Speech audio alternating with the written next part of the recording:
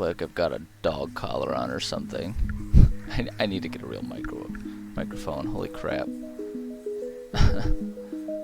Alright. I think that's everything. I think I'm good to go.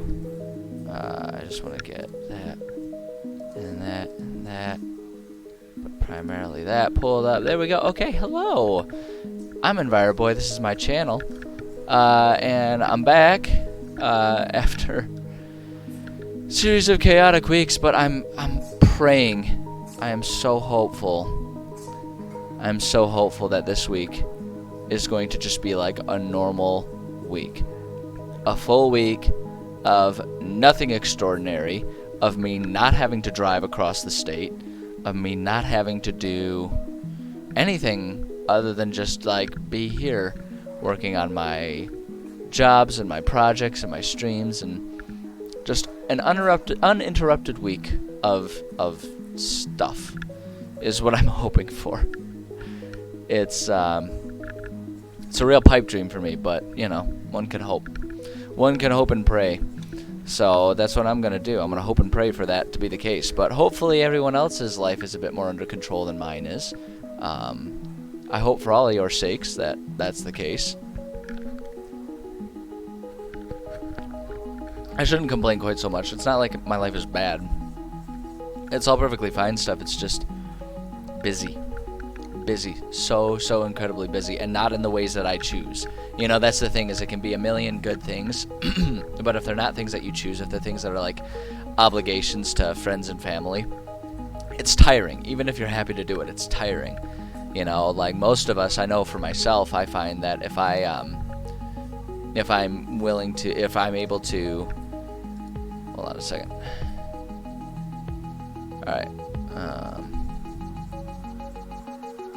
hoping everything goes well with the stream here. My Wi-Fi is looking like it's going to be a little goofy, but we're going to cross our fingers and hope everything works. But yeah, no, like it's funny how that can be. Like I have a million obligations that I'm happy to do for friends and family. Like I don't really even consider them obligations. It's just what you do when you have a solid friend and family base like I do. But when you are doing so much for them, it just like, you know, when it's stuff that you don't choose for your day-to-day, it gets exhausting. So that's what I'm hoping this week is. I'm hoping this week and this coming weekend for me, for a change, are just all things that, like, my schedule is completely my own. I don't have to be sitting here trying to figure out 800 things for everyone else, and it can just be focusing on my goals. And that right there will be a recharge sort of week for me, even keeping as busy as I do on a day-to-day basis. But enough of me rambling about that. Let's go ahead and get into it here, because if we all remember properly, last time we finished all of our random encounter tables for this region, which is a big chunk of work done. I mean, look at all of this crap that we managed to get through. There's so much of it. There's so much stuff, and we got it all done, which is amazing. Absolutely fantastic. And that means that we get to start thinking about some other parts of this world, this region, this campaign that we're working on. And I think at this point in time, so we've kind of talked about, and I've plenty of times sort of talked about my process of starting with broad strokes and then building up and adding details from there going forward. So today, today I think it's gonna be baby steps is the name of the game for everything when we get to this stage. You know, now that we're starting to kind of switch gears and think about something different for our campaign. So today the real goal is I just want to sort of hammer out, have thought about, and kind of maybe established a storyboard of sorts, a checklist or a list of things that are going to be the focus of our campaign on the whole. Namely, the main storyline is kind of what I want to think about and establish here. So if we're looking at our map, right, so we've got our sort of 4 regions. We have our plains, We have our mountains, which will have two of them, right? Our above the mountains areas and our below the mountains areas. And we have our forest area here. So what I really want to do when I'm thinking about what this... Hold on, I gotta make sure my mic is in the right position so I'm not blowing out eardrums, but you guys can still hear me properly. So what I really want to achieve or accomplish with this mission is I want the name of the game to be options. I want players to feel like they have all kinds of options in terms of completing this region, right? Reaching an end point of sorts that they can feel satisfied with. Because I don't want this, I never want my games to feel railroad, right? There's a time and place for it, and sometimes it's necessary, at least for like a singular session. There's nothing wrong with it. I personally think as a DM, there's nothing wrong with railroading from time to time when it's necessary and when it serves. But I don't want to rely on that to be able to tell a story. I want the story to be designed in such a way that the players can accomplish things however they see fit. So I kind of want there to be options for diplomacy, as well as options for combat. I want there to be options in terms of who do they make allies with, who do they make enemies with. And I want this to kind of feel like something where it's like an expansive world that has a whole I don't know, what am I trying to say here? An expansive world that everywhere they turn there are things to do and ways to handle whatever they're facing. So the one thing, and this is something that has been thought about a lot, you know, and I've discussed it a lot on the stream while working on all of this stuff. Given our storyline, so the overarching storyline here that we're going to be talking about for this region is our NPC existence, right? The sort of computer, if you will, throughout all of this is trying to accomplish the task of creating a trade route from a large city to the north, connecting to a large city to the south. Right, they're trying to establish a trade route where there hasn't been one that will improve commerce around this world, which is important for the world that we've created, considering that it is a dangerous one in which travel isn't really an easy, feasible thing.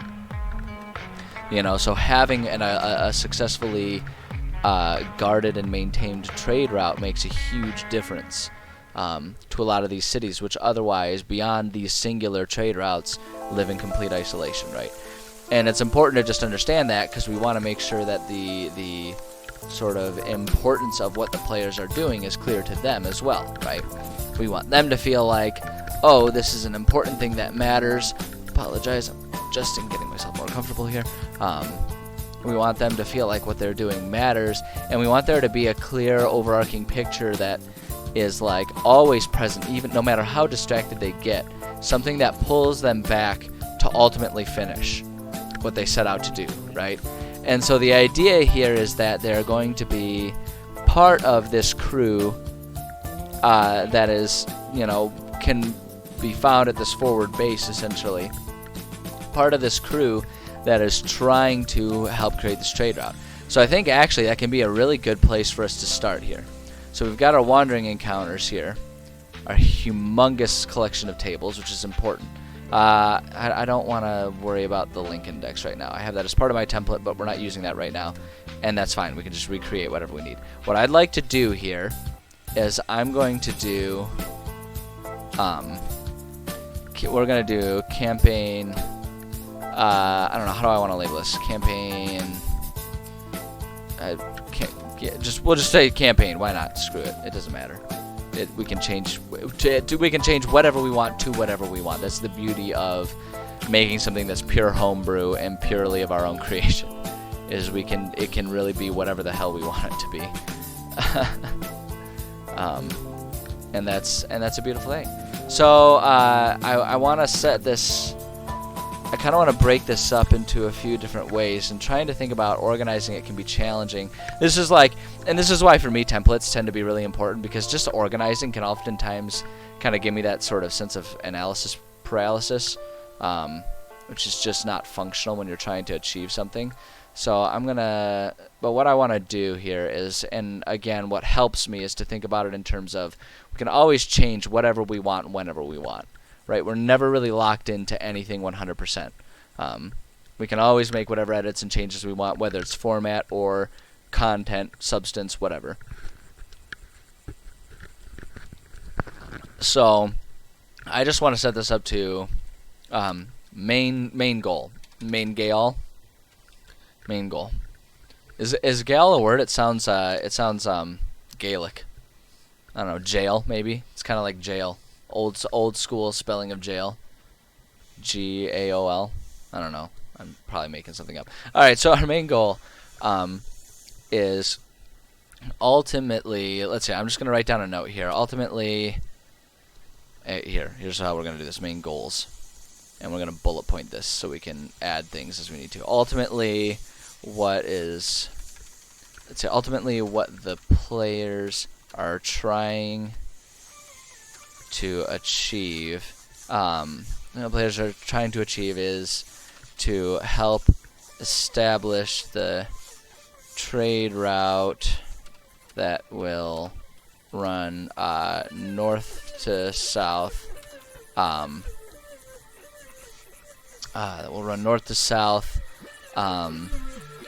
Between actually, you know what we're gonna do. We're gonna say north to south through the Golden Wind Plains, right? So that's really what we're trying to achieve. That's the ultimate main goal there. That's kind of the overarching story that we can trust and rely on, will always be there for our players as they're working on stuff. It's like if they're ever kind of getting distracted and not sure what to do, always it can just be, remember that's what we're trying to do. And I'm thinking the starting point for this campaign will be them as like guards or whatever as part of the forward base, right? So we can set that up for them.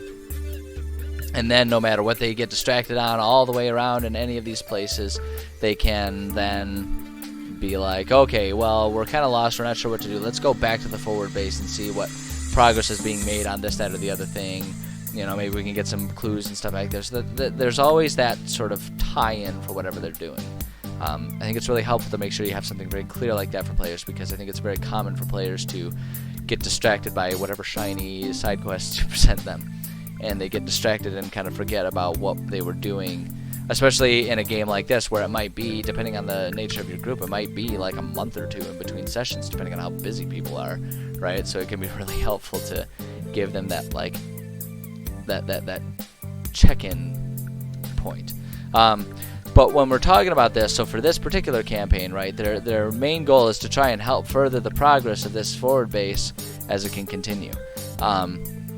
But to make things a bit more discreet and easy to understand and clear, and also easy to handle for a DM, I want there to be a very clear, specific roadblock, literal or figurative, really, in this situation, a very clear, distinct roadblock that needs to be overcome. Preferably something that will remain present until the players explicitly take care of it. Right, because you could try and set up something, you could try and change this so that you have the forward base even up here, right? And so the idea is, as that thing's marching forward, you could set it up so as the forward base marches forward, players have to handle different challenges. And that's a perfectly valid campaign as well. The struggle with that is it requires a whole lot more week-to-week maintenance on the part of the DM, when personally I'm a big fan of having everything be sort of in a position that a DM doesn't have to try and constantly be calculating, okay, well, if the players were gone for this many days, then things will have traveled that far along the road or whatever, right? We want to avoid that if we can, just because if this is going to be a campaign that I share with people, I want it to be accessible to almost everyone, including myself. I'm really busy. I can't be sitting here, like you see all the projects I'm working on, right? I can't be sitting here spending hours and hours every week trying to calculate this kind of stuff for a single campaign. Not if I want to keep myself as productive as I am on as many different fronts as I tend to be.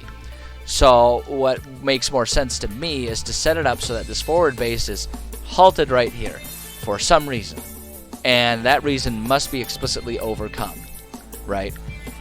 And so we've kind of talked about it, and what has grown on me is the idea that within this Goldenwind Plains, right, kind of stretching along here, maybe they're just at the northernmost front of this area, there's this territory is sort of owned, if you will, by a dragon. Dragons can be very territorial, very possessive, and the idea is that this dragon is stopping them and has basically given them, because dragons can communicate and offer agreements or ultimatums in this situation to the sentient beings of the D&D world. This dragon has sort of established that, hey, this is my territory. I don't want you coming through and mucking up my territory. Is sort of the idea of what's happening. Is sort of my thought. So I'm going to put that in a bullet point here. A dragon holds dominion. Wow. Dominion over this region. Hey, thank you for the follow, Hast3110. I appreciate that. I appreciate you. Thank you for being here. I'm doing all right. I'm was sort of saying when I started off the stream, I'm excited about having a week where I don't have a whole lot going on, which is a nice change for the first time in what feels like months. So I'm excited. I'm just chilling here, feeling good, sitting down and doing some D&D writing, streaming, whatever this is. I don't even know, but people like it, so I'm here. So hopefully things are going well for you as well. But yeah, so a dragon holds dominion over this region of the plains and does not want the humanoids. We'll just do humanoids. Creating a road through his territory that will disrupt his way of life as well as the lives of the creatures within the region. Boom. So that's kind of what that's kind of what I'm thinking will be our main issue. So because that's something that's stationary. It's like you can have the dragon, especially because dragons themselves are intelligent creatures, right? So it's very easy as a DM to use them for sort of this ultimatum type of situation. And so this dragon has set an ultimatum like, no, I will not allow you to make this pathway. So the progress is just halted. They're not ready to quit, but the progress is halted, and so it's up to the players to figure out how to handle that. Wow, a game running every day for a full week. I don't know what kind of people you found that are that dedicated to the game, but goddamn, you hold on to them and you never let them go. Every day, that's impressive. I can't get players to commit to once a month. How you got them every day is, I mean, that right there is nothing short of wizardry. So well done to you. Well done. Yeah, I don't know how you accomplish that, but it's commendable. But yeah, so I think that's going to be our main goal.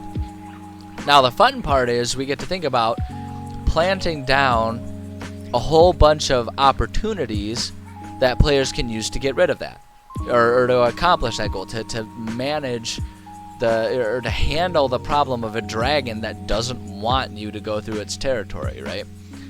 And the thing about it too is one thing that's always going to be important to remember is whatever we plan down here, if the players come up with something completely all their own, they're 100% welcome to try and accomplish that, and that's what the beauty of that's what the beauty of Yes and is if the players come up with their own ideas, then God, you let them do the work for you. You let them invent their campaign, and you just kind of sit there to the side and be like, right, that sounds awesome.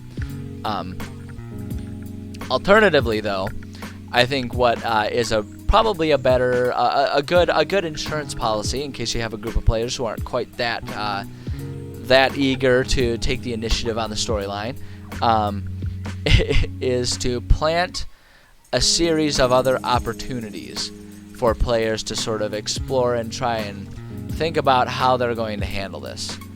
And I think what's cool, the way we've established this region with our random tables, what's cool is there are a lot of opportunities that could be used in multiple ways kind of baked into this, right?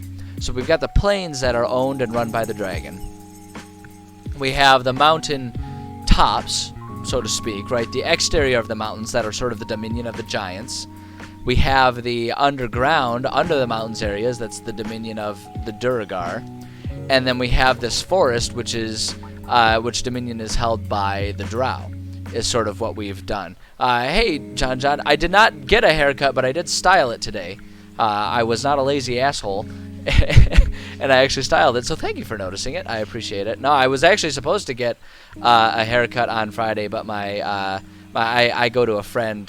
She's a hairstylist friend that I graduated all the way back from high school, which is getting longer and longer ago, to the point that I'm almost not comfortable with it anymore. But she and I were neighbors growing up, and she now has her own hair studio, so I go to her when I can to get a haircut, but she had to cancel because she was sick, and obviously everyone's a little on edge about people getting sick these days. So we were like, we'll just reschedule that one. So it's, but yeah, thank you for noticing. I appreciate it.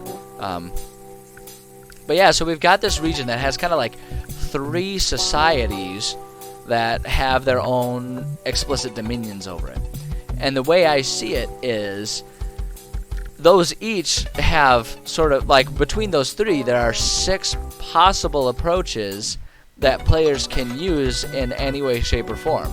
They can try to cut deals with the dragon to expand the dragon's dominion into those by clearing out and taking care of the different dominions, right? So it's like if the dragons, maybe they could cut a deal with the dragon and be like, hey, if you let us cut through the plains, which is your region, like that's your territory, but if you let us have a trade route, we will help you clear out those pesky giants so you can expand your dominion into the mountains, right? Or, I bet you there's a whole bunch of treasure buried beneath the mountains in those old dwarven tunnels that are now run by the Duergar. We'll help you obtain that treasure if you let us pass through. Or even we'll help you expand even past the mountains to the forest, and you'll have the greatest dominion of all. We'll help take out the Drow if you let us just pass through with our one road. Alternatively, players could be like, okay, this dragon is a butthead and we don't want him. Maybe we can go recruit some help from this, that, or the other of these sort of, societies that are holding dominion over these regions. Or if they want to get really complicated with it, they can be like, all right, we want to go take care of we want to go find the treasure that's going to be withheld, that we suspect is going to exist in these mountains, that's held by the Duergar, but we might need some help clearing out these tunnels. Maybe we can recruit the help from the giants and or the Drow to help us clear out that area, and they can get all kinds of duplicitous with everything and kind of cut deals with everyone doing different things. So that right there would be a really good approach to giving them options on how to handle this, just by simply having what we already established is there, right? So we've already got some possible baked-in story ideas. Alternatively, the other idea that I have is to kind of come up with, and this is a very Hoard of the Dragon Queen / Rise of Tiamat approach to things, but have some sort of item or collection of items that will help them either control or defeat this dragon. So if they want to just like flat out clear out the dragon, they could do that, or they could, like I say, cut deals with the other societies to help fight the dragon and take care of that. So there's a whole bunch of stuff built into it. which is fantastic, which is really helpful. And so for the purposes of kind of getting ourselves underway in handling all of this stuff, what I think we ought to do is kind of typed out some of these ideas. So we could say, so we have dragon holds dominion over this region. So for the different options, we could say, could kill dragon. No. Dragon. There we go. Could kill the dragon. Enlist help of, and then we can go. See, this is the beauty of bullet lists. You can just kind of keep, rather than having to rewrite everything, you can just kind of keep adding all kinds of layers to it. It's beautiful. Drow, Duergar, giants. Could do that. And then we'll say, and then I'm just gonna put a placeholder here. Could find.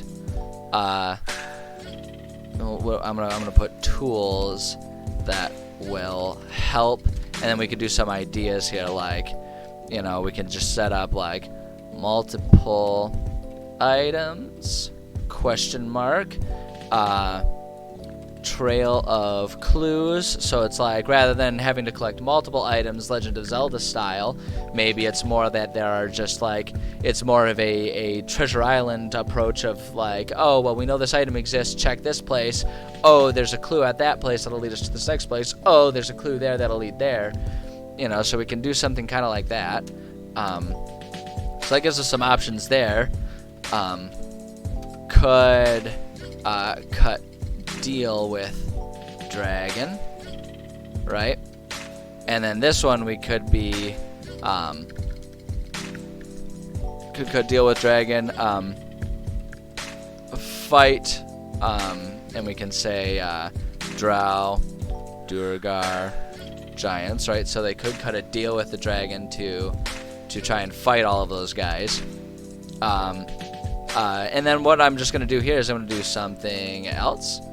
You know, maybe, you know, because maybe what they could do is cut a deal with the dragon. If they find out there are these tools that exist that could help them control the dragon, maybe they cut a dragon if the players are particularly crafty and sneaky with the things that they try to do, right? They could do like cutting a deal with the dragon to say, hey, we've heard of these items that like can be used to control you, and then the dragon, of course, like just to confirm their fears, would have a super bad poker face and be like, no, they don't, those don't exist, because he doesn't want them to control it. But maybe they make the deal that it's like, we'll help you find these items and give them to you in exchange for you letting us have the route, you know. And like, that's a particularly duplicitous one, because then the players could be like, you know, or if you're not willing to cut that deal, we know these exist, we'll just go get them and use them to control you. So either you can cut a deal with us, or, you know, we'll force you to do it anyway,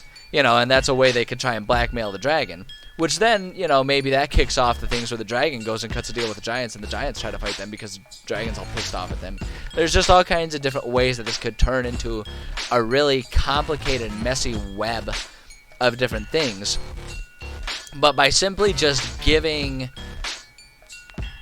factions that each have their own goals and missions, by planting those things in here, it really is up to the players to decide which ones they pursue. And the fun part about it is because each one will have their own goals that will then maybe be altered by what the players try to do.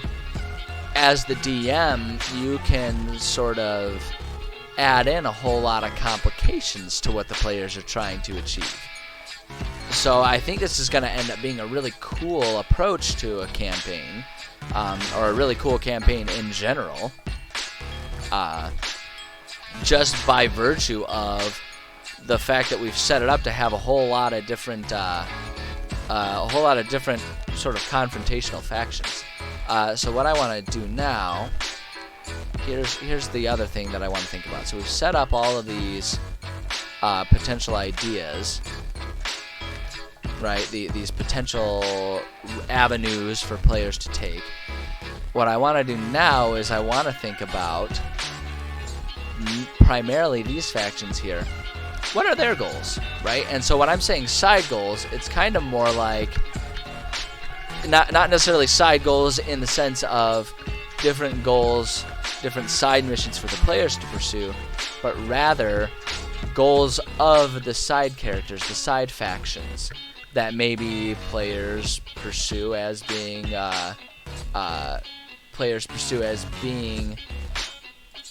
turning them into main characters, I guess is what I'm trying to say.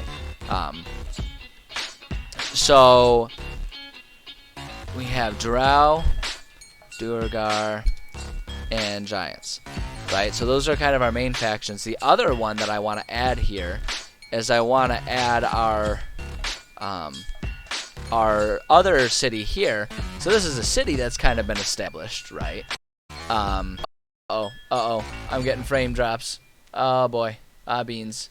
Alright, everything's stabilized. I knew it. I knew my internet would be a butthead today. I could tell. I could just tell. Okay, the frames are stabilized. Oh no, they haven't. Okay. Alright, we're gonna hope it just levels out and keeps going. I'm gonna trust you for now, you goofy machine. You silly, silly machine. But I want to add these guys in here as well.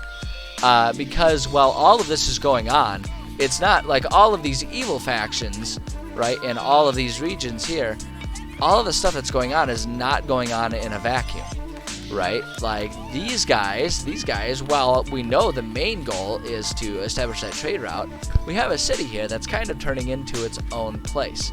It's kind of, this isn't one of the original guarded cities that has existed, but this city, given by virtue of the world that we've created, where it's like this recovering post-calamity type of world, by virtue of that, this city is sort of serving as a bastion of trying to reclaim the wilds for all of these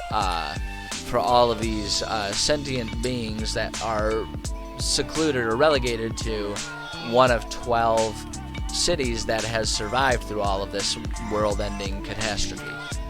And so this city is going to have its own goals as well. And so I think it's important to put them in our consideration. So what I'm going to do is I'm going to go all the way up here and find a place where I've written the city name so that I don't have to try and remember how to do it of my own accord. Copy that.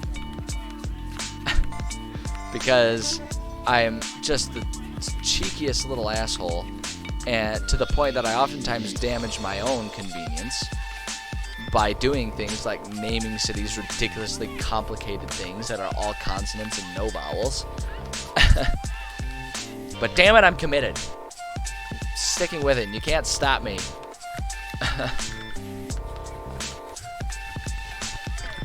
So we've got these things here. Okay.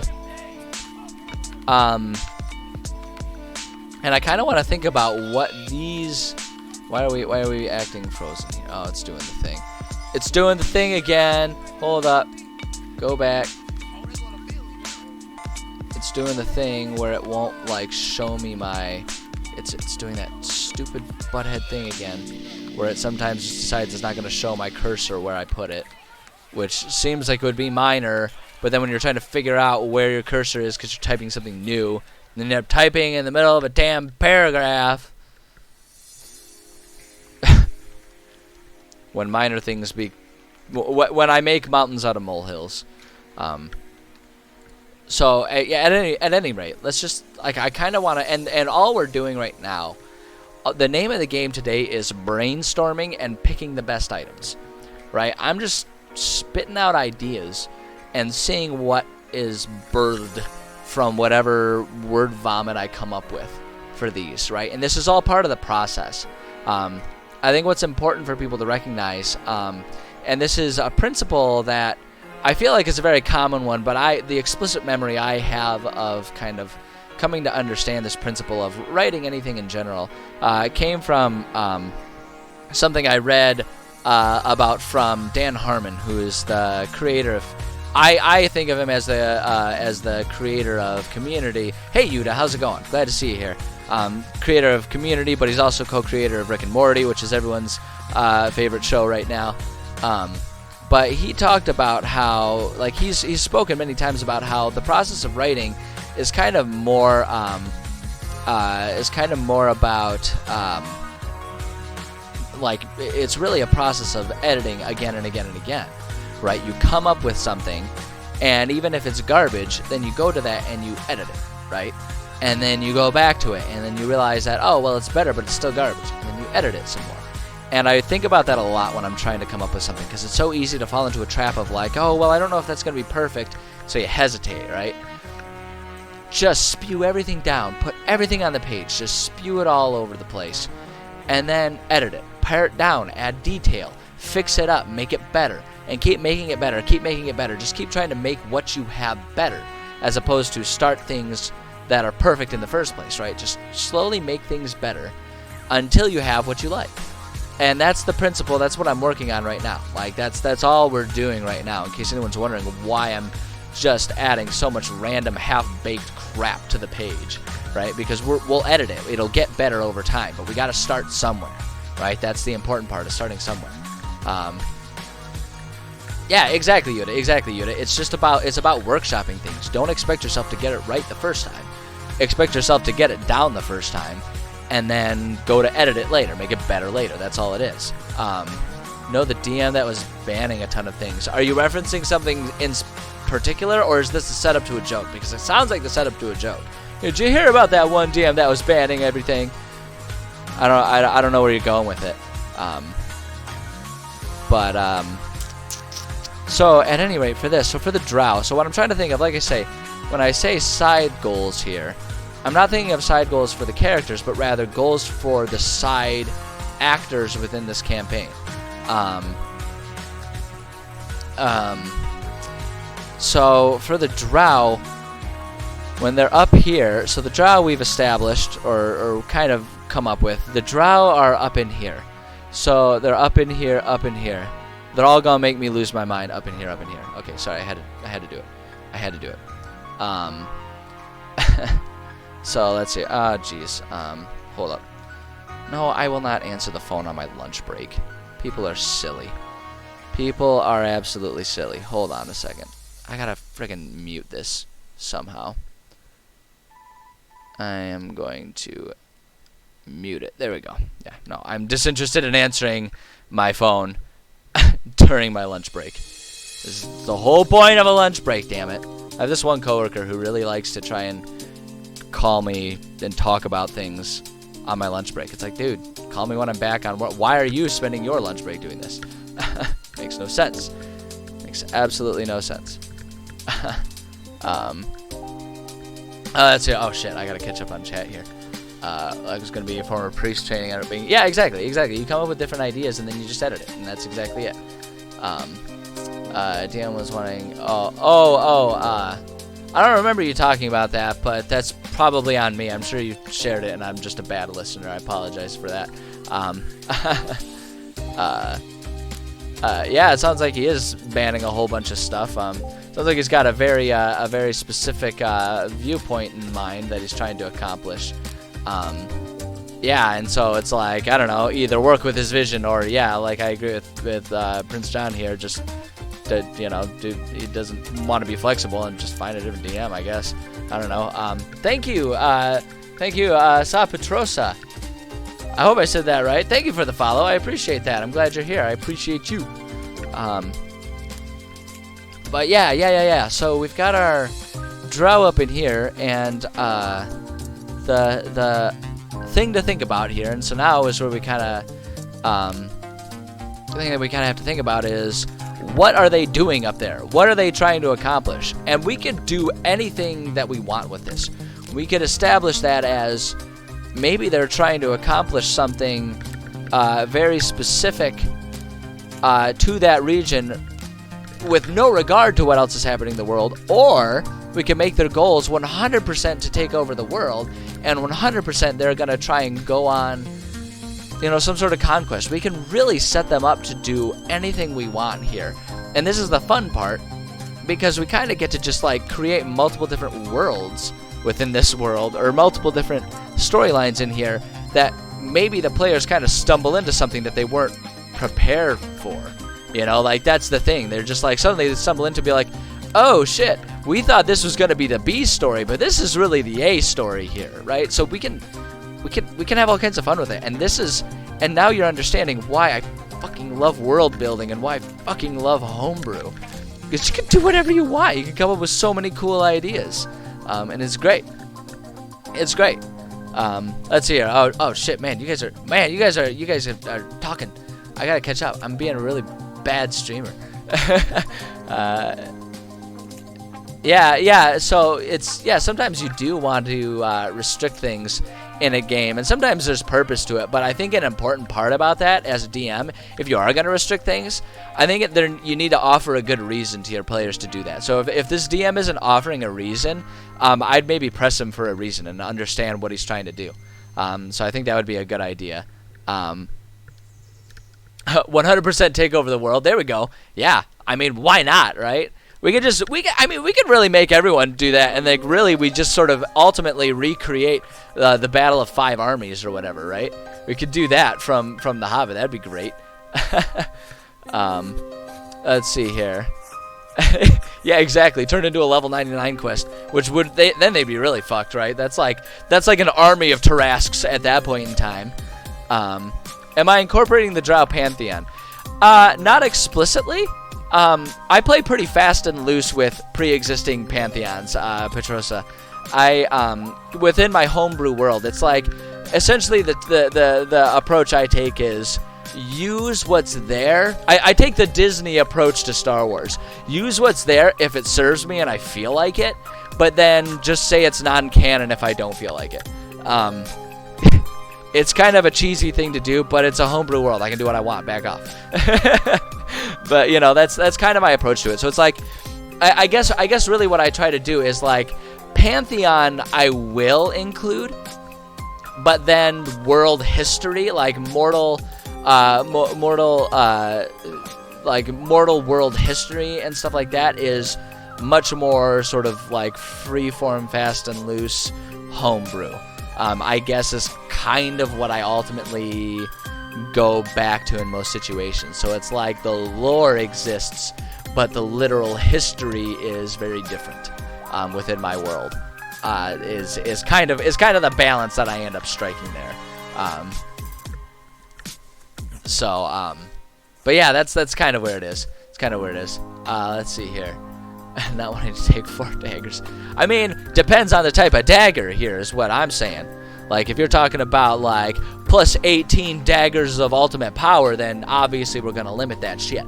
But if you're talking about regular daggers, I personally wouldn't limit it. But again, like, I would say that's where you're going to want to talk to your DM and try and see if you can, if you can get to, I figured it was a normal dagger.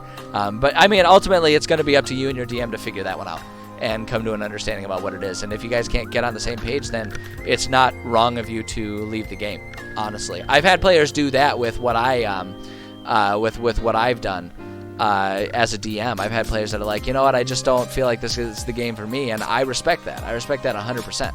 And be like, that's fine.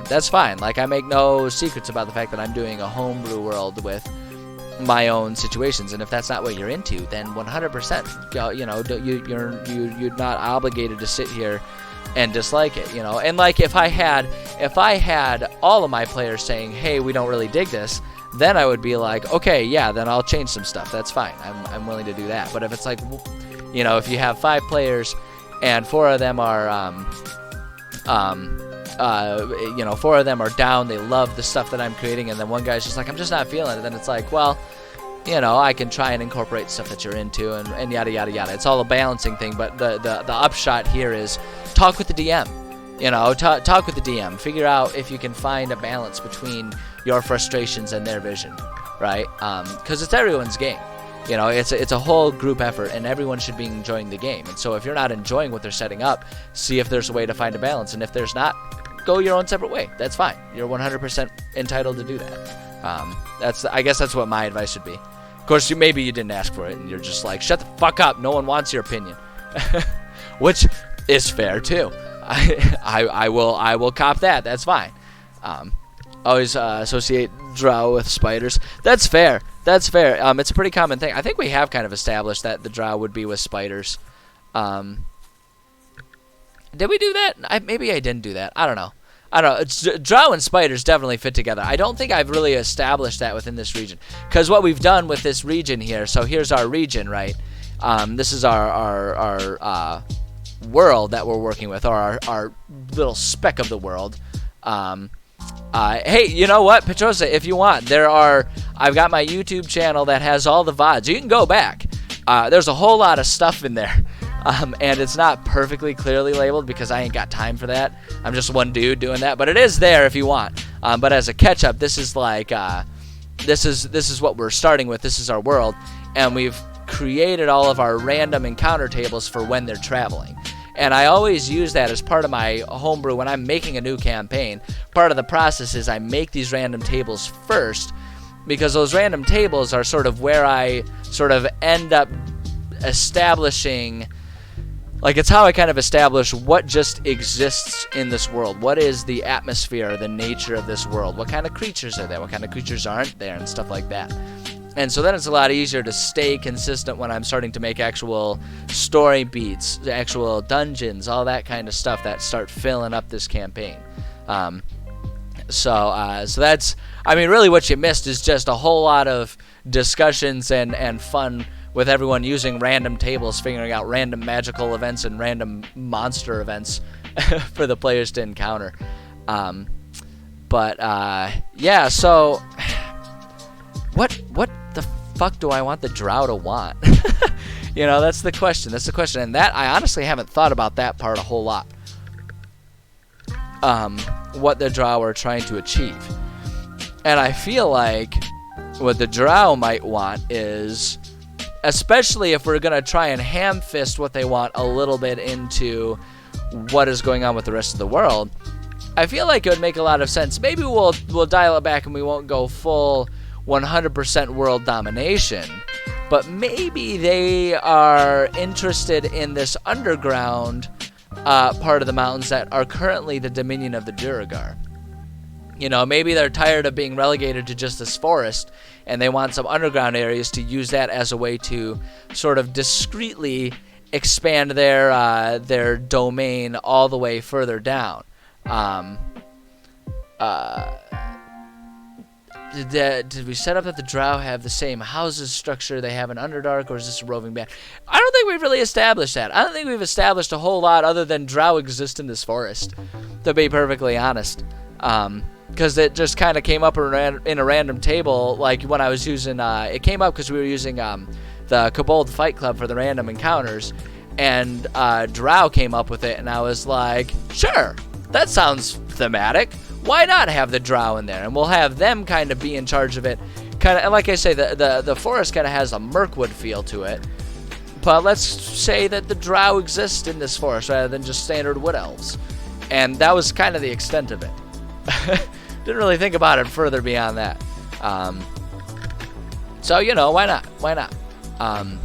But I like the, I guess what I would say is, I feel like they have established a sort of permanent presence to the point that they would have maybe like a main city, so to speak, even if it's not exactly a city, because they'd rather claim the Underdark and have that as their main one. But like I guess in my mind they would have at least a central base that exists. Let's see here. Number one goal of the drow is to rise in power through their society. First, by elevating themselves through their houses, and second, through elevating their houses over the others. Okay, I see what you're saying. So that, like, almost within the drow, there are a couple different factions, like houses. You know, like kind of that like House Targaryen aspect of it, right? And so it's like they're trying to do it, and so all of them as separate factions are trying to you know, gain power first. That's fair. And that would end up being really complicated, and that would be fun too, because that would really have the potential to suck players in, you know, to something way bigger than they were expecting, right? Because there's this whole other side thing going on, and you could almost have that being a side mission, like there's just a war going on between Duergar and the drow existing, because the drow keep trying to penetrate into the mountains right? Penetrate. That was the stupidest, most juvenile joke. God damn it! I regret having said it. But yeah, you could do, yeah, more than a few are willing to work with Mercs players if it means they can overthrow another house. Exactly. 12 years old, more like 8, Petrosa, and I'll appreciate you not overestimating my age, because the older you get, the more responsibilities you have, and I don't want responsibility.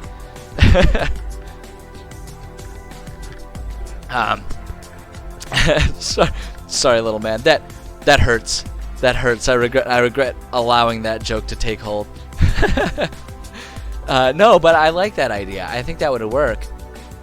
Because that opens up a lot of opportunities for, like, you know, because like, then it just kind of becomes that sort of, like, stepwise getting deeper and deeper and deeper into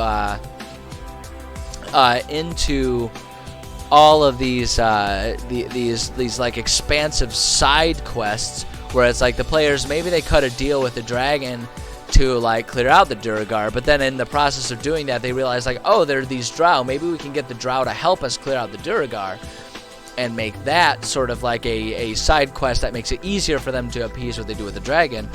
Or alternatively, they decide they want to clear out the, you know, if they decide they just want to fight the dragon and they're going to get the Duergar assistance with that, then they can earn the earn the trust of the Duergar by taking out the drow or something like that. So I think that has a lot of potential, and I think that's great.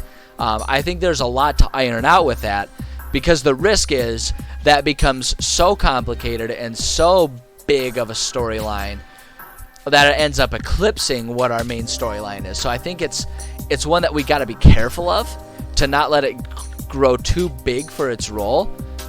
But as far as brainstorming goes, I fucking love it. I think it's awesome. I think you guys have some great ideas here, and I think this is my favorite part about streaming, because I don't even have to be all that great of an idea, man. You guys come up with all kinds of shit and I can just like steal it. No, I'm kidding. It's a collaborative effort, which is like the beauty of, I think, DMing in general and homebrew in general, is you can really make it a collaborative effort, and everyone's stuff gets elevated by working together, right? Because you guys are free to take whatever ideas I come up with too. But yeah, I like that idea. I like that idea a lot. So the drow, let's say multiple houses. I'm gonna put the houses in quote here, because I don't know if we'll stick with explicitly that ultimately, but that main concept is there. Multiple houses vying, is that how you spell it? Yeah, vying for dominance within drow society, wish to expand into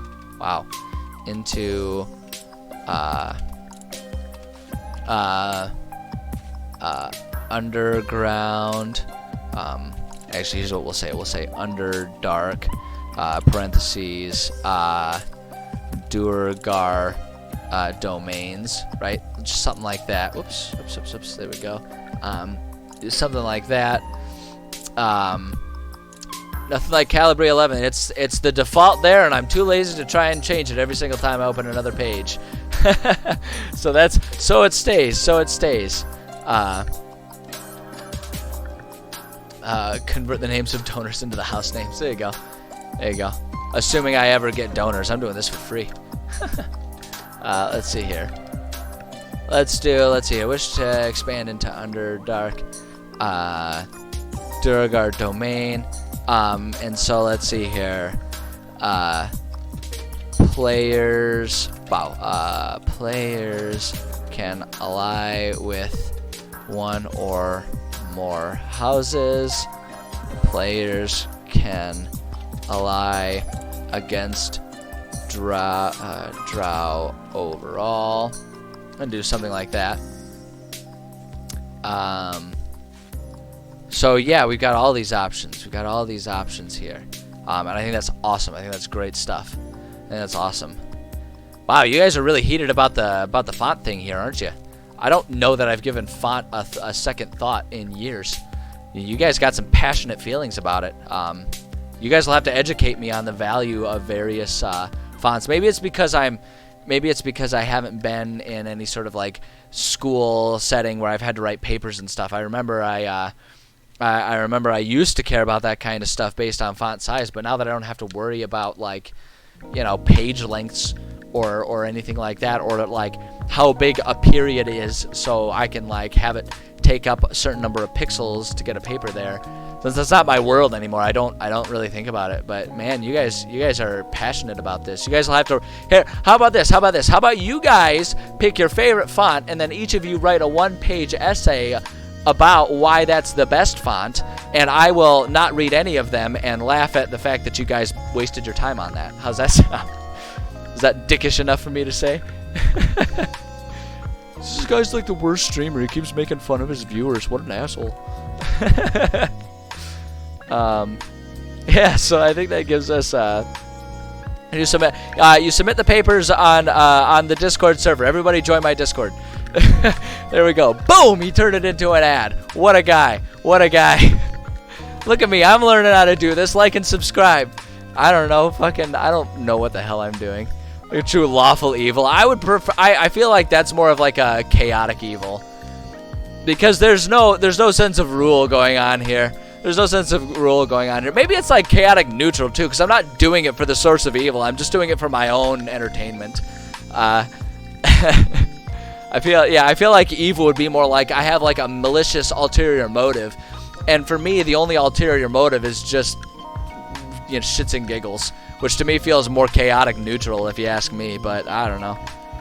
Here we go. That's your second assignment. Write a 7-page essay about what my alignment is, and I will again ignore all of it and laugh that you all would waste your time on that. Waste your time giving me any consideration, any time of your day to think about. Go away. I don't care about you, goofy little ad. Let's see here. It's not true. I do care about my antivirus, but I don't care about it advertising for me to spend more on it than just the free antivirus. Because I'm cheap. I work for the goddamn government. You think I'm rolling in money? I can't pay for all these subscriptions. First task is you have to follow, otherwise you will get a pop quiz. If you pass, you earn the right to follow. If you fail, you must follow. Yeah, everything ultimately comes back to you have to follow, like and subscribe. Oh man. It brings out the Calibri brings out the alignment. Yeah, it's the true lawful good of fonts, because it reveals everyone else's alignment, so that way we can all be on a level playing field. I never thought about fonts having alignment. Oh boy, this is a hell of a tangent that we found ourselves on. I love it, but y'all are weird. and like, you know, what does that say about me? The fact that I'm not only humoring it, but fostering such weird, random ass fucking tangents during the stream. I love it. I think it's great. Y'all are some creative motherfuckers.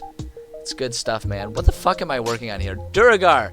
What are their goals? Psychosis? No, I feel like I don't think it's quite psychosis. I think it's just like I don't know. I don't know what the proper like collective, just maybe collective group insanity, more so. I don't know. Fuck it. Whatever. What are the Duragar doing, guys? Let's get back on track. What do the Duragar care about? I feel like the Duragar really just care about, especially if we're going to commit to, the idea that the conflict between Duragar and Drow is that the Drow are trying to claim the Duragar region. That there is the reason why, and I feel like the Duragar are just defending their thing, because exactly, Petros, you knew exactly where I was going with this, because they're greedy little assholes, and they just want to try and, like, expand their underground activities so that they can just sort of do their own thing. Like, they don't want really world domination. To me, they just kind of want to find whatever. Like, I feel like when I'm thinking about the Duragar here, given the nature of the world, because the Duragar, these underground areas, you know, to offer explanation to anyone who might have missed it in past streams. The underground area here was once the domain of the dwarves, but when the unhinging happened, the calamity event that kind of ended the world in my homebrew world, when that happened, the dwarves were basically driven out by the insanity and horrible monstrosities that then kind of flooded that area. And so they were driven out. And the Duergar, being warped versions of the dwarves, were basically the origin of the Duergar within this world is that they were dwarves that didn't escape and essentially were corrupted by the same magic that produced all of these monstrosities, right? They were kind of corrupted by that. And so now they're sort of reclaiming and taking over that area. And so I feel like what their goal is basically just to complete their takeover of this area, you know, really establish their dominion and just collect up all of the shiny / magical stuff that was left behind by the dwarves. That's kind of what I feel like their ultimate goal is. I don't think they're going to be any more complicated than that, if I'm being perfectly honest here. So, like, that's kind of what I want to stick to. Trying to expand we'll say Underdark, just because that makes it a bit more clear what types of lore and stuff we're using. Trying to expand Underdark Dominion in mountains, collecting wealth / magic, right? Like, I think that's really what they're trying to do. Honestly, I don't know that there's a whole lot else. And then we'll also say fighting off drow when necessary, but not interested in obtaining drow territory, right? So you can there's almost a sense of like sympathy involved with these guys, right, in this particular context, because they're just trying to, you know, keep their area, and they're the ones being invaded by the drow. A cloud-killed dragon? That sounds horrifying.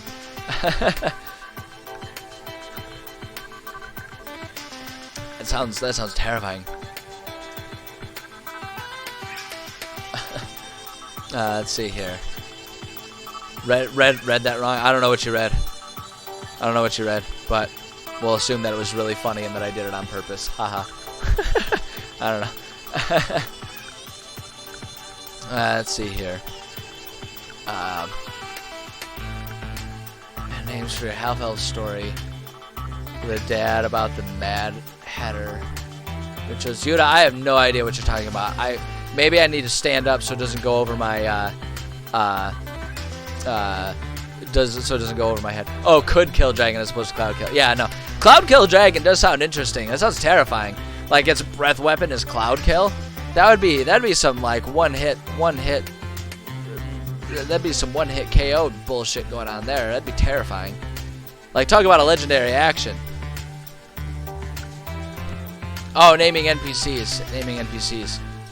Yeah, I mean, that's 100% up to you. I think a lot of it is, like, when I'm trying to name characters, I think about, like, I always try to establish, like, what region they come from. So within my world, I have regions that are sort of meant to be modeled after and inspired by different I use actual like real world locales and stuff just because that makes it fun and approachable to people, and it gives them sort of like an idea visually about like different regions that exist, but like while still having it be something that people can easily imagine because they have like a reference point. So a lot of times I'll think about where they're from and try to use at least like, you know, like sound themes, right? You know, whether this like this, that, or the other culture uses more consonants, uses more like, you know, this, that, or the other type of sound. I don't know if that's your approach to it, but I mean, really, if it's your characters, man, you do whatever you want. You name whatever you want. You can name them Butt Sniffer Magoo if you wanted. That's up to you. But don't take that one. I want to use that. That sounds hilarious. Weirder. Well, if you're going with circus names, then yeah, definitely make them as goofy as possible. Go just like full-blown. Here's my suggestion: go full-blown clown name. Just like name them all things like Bozo or Bing Bong, right? Just go with full-blown clown names, like smelly shoes, you know, stuff like that. Bud Sniffer Magoo, who told you my name? I'm sorry. It's just such a common name. It's like the Jones of my imagination. Yeah, no, if you like the name Yuta, you go with it. You go with it. I think that right there is the ultimate, the crux of it there. If you like it, go with it. If you like it, go with it. Guys, what are the Giants gonna do? We've been so busy thinking about the Duergar and the Drow. What the hell do we want the Giants to do? We've got this whole society of giants living on top of the mountains. What do they care about? I almost feel like the Giants don't care about anything. Are they smart? Ish. Like, I guess sort of the way how did the unhinging affect them? Yeah, that's the question. The Giants, honestly, more than anyone, were unaffected. Wow, Yuta, you really threw that one into left field. I don't know that that's the game that I want to run. But if that's your jam, you take that idea and you run with it. I will not judge. But that's not the game I run. That's a different game than D&D, if you ask me. Personally, it's more of personally, I think that's better for like maybe a LARPing scenario. But I don't know. That's just me. No, as far as the Giants go within my world, my thought is when you're running a group of bards. Yeah, there you go. That's it. That's the campaign there. It's basically just recreating the lives. Like when you've got a group of bards, essentially it just comes into recreating the lives of Motley Crue. and that's all you need to know right there. But as far as the Giants go within my lore, I guess the way I view them, truthfully, I haven't given them much thought beyond that Giants exist. But really when I think about it, I always think about the Giants as having existed, being pretty reclusive creatures, and like really they just kind of mind their own business. And truthfully, when the unhinging happened, I kind of imagined that they were ultimately not super affected by it, right?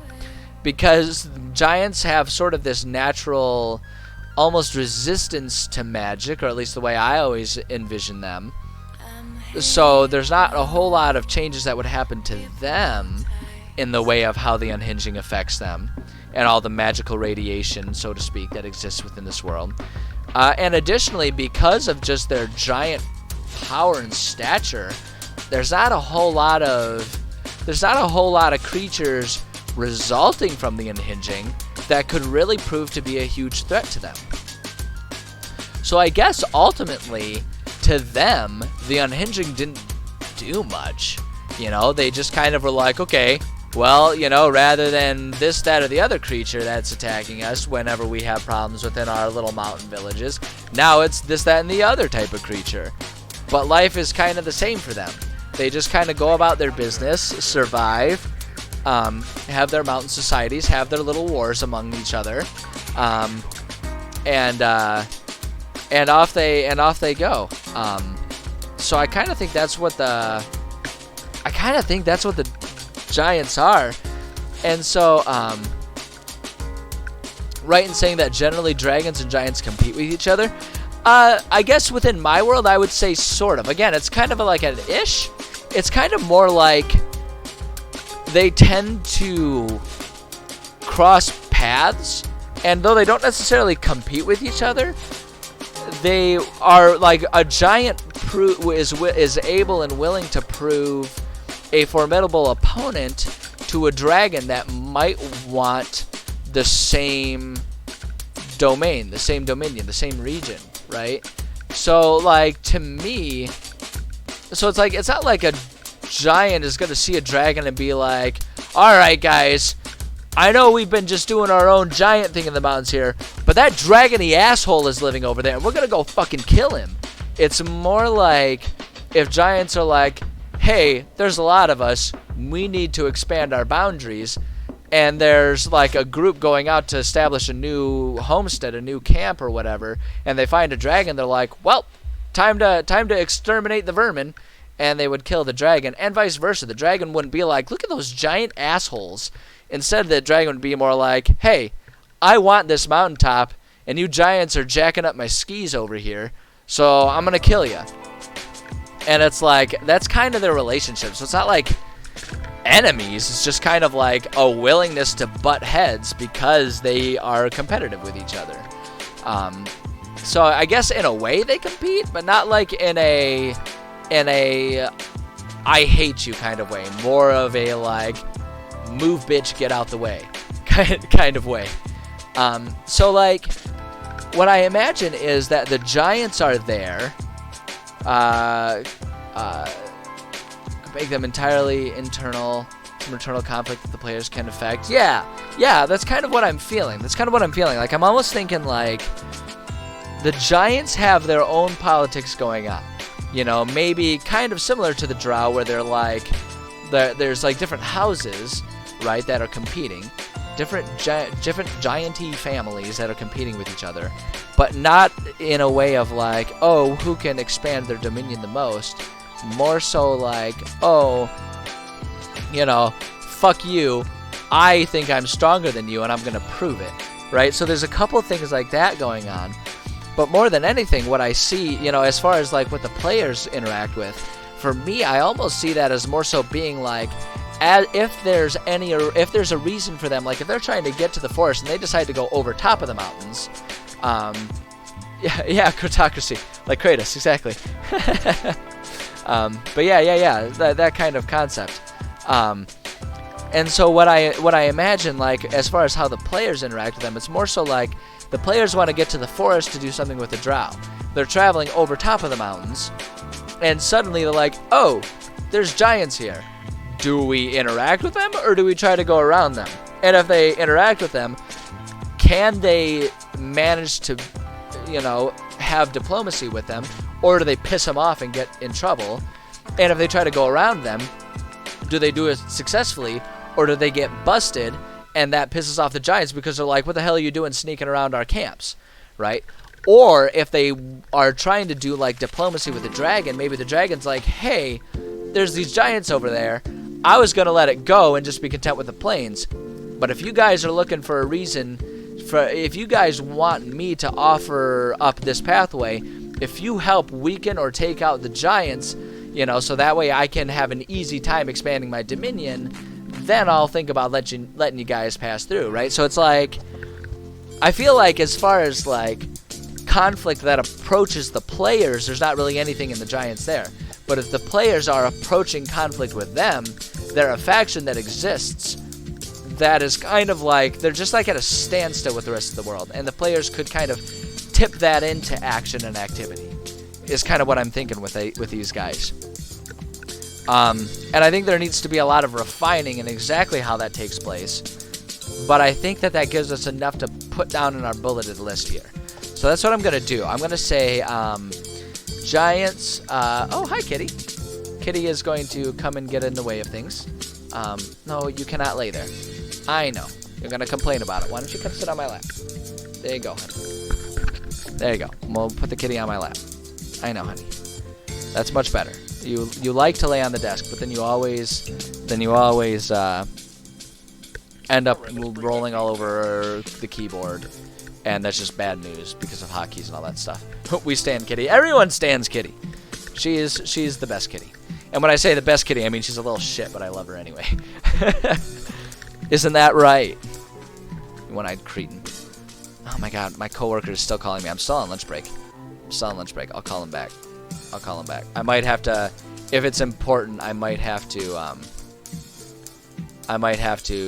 end the stream a little early and call him back, and see if it's an important thing. That's the nature of my streaming. So for anyone who's unaware, I largely do this. I freaking muted it. Why is it still ringing? I do the stream kind of on my lunch hour and then expanding into it because I still have my day job, and so the nature of the stream is my day job has to take precedence. It's just convenient because a lot of times my day job kind of defaults to be there to answer the phone if there's a problem, and so I'm on my lunch break, so I don't have to answer the phone. But in like 10 minutes, officially my lunch break ends, so I might have to end stream a little early to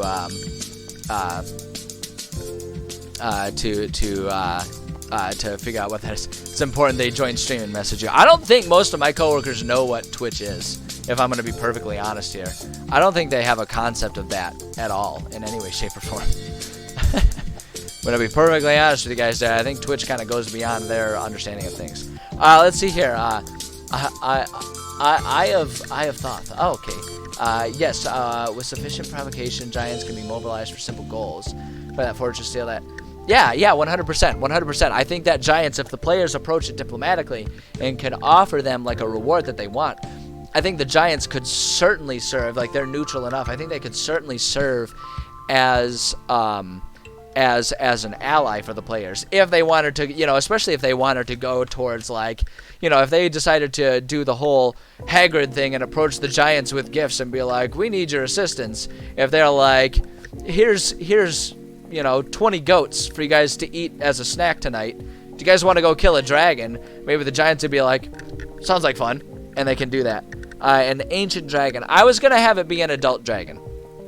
I want this campaign to be good for players levels 1 to 10, and so I think doing 1 to 10 will, if we do it as an adult dragon, that makes it so that if they decide to just like go full-blown farm levels until they're strong enough to kill it themselves, they can. So that's what I'm gonna go with. So I'm thinking to do an adult. But that said, the flip side of it is too, there's no reason we can't sort of have an audible throne where it's like if they're building up a whole bunch of allies, they're just like, all right, we'll go ahead and have them. We'll go ahead and change it to an ancient dragon. There's nothing stopping us from doing that, right? We're the DM. We're in charge, man. We can do whatever we want. It's beauty. That's the best part about being a DM. You can just make up the rules if you want to. I mean, it's a bad idea to do that too much because players will get pissed off, but...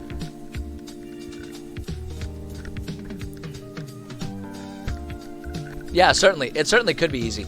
The other thing, too, though, is there's no reason that the dragon isn't building their own allies. And I have a few thoughts on that.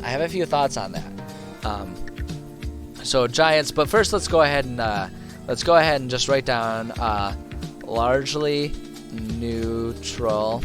I'm just going to say largely neutral can be ally / enemy to players based on how the players approach them. We'll just do it simply like that. So Novotroykladny, our city there, I'm going to leave them for a second because to kind of go on, what type of giant though? The big kind. I haven't thought about it beyond more detail than that. I'm going to be perfectly honest here. So whoops. There we go. See you, kitty. Storm giant, maybe. I don't know. I haven't thought that much detail into it. We'll get there. That's part of the editing process. We'll get there.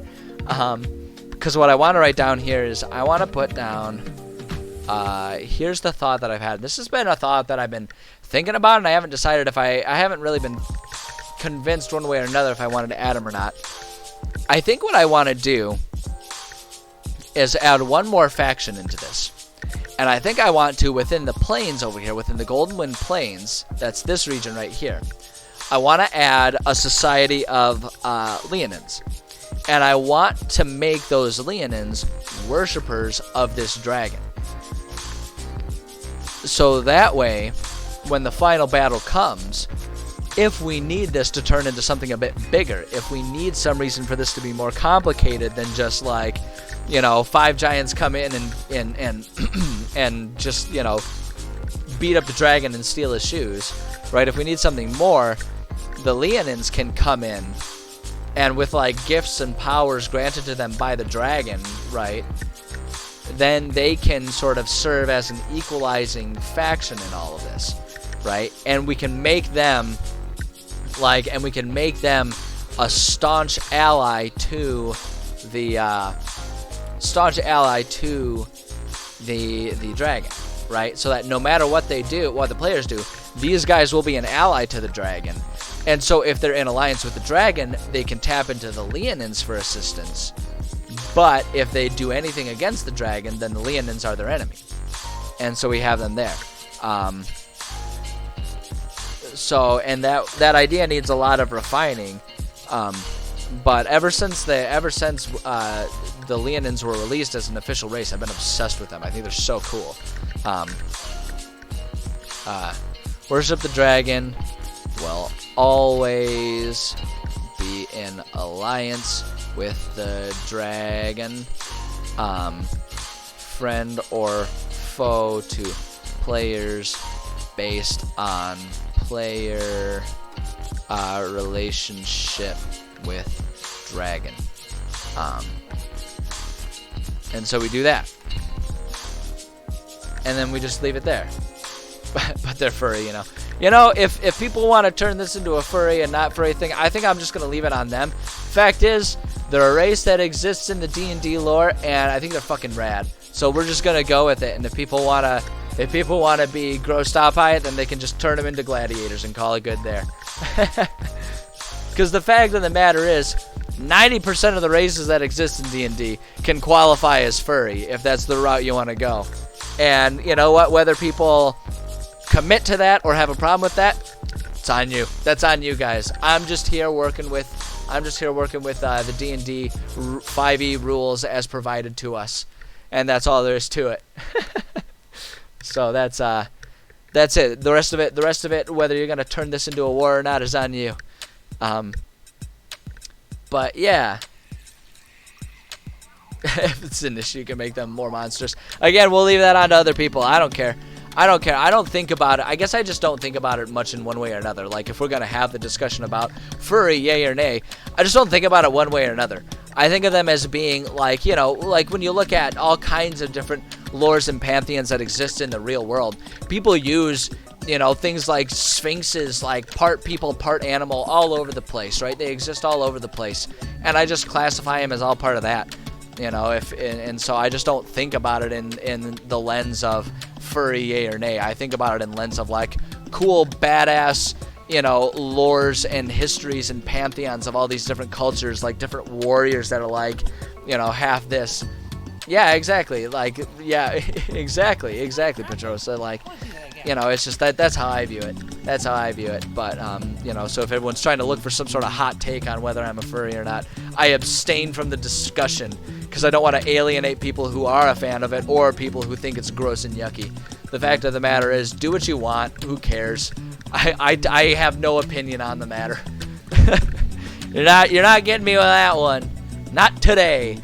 But yeah, so looking at the time and considering that my coworker has been trying to get a hold of me, I am going to end the writing stream a little early. Normally I would go until 12:30 or 1:30, excuse me, 1:30 local time.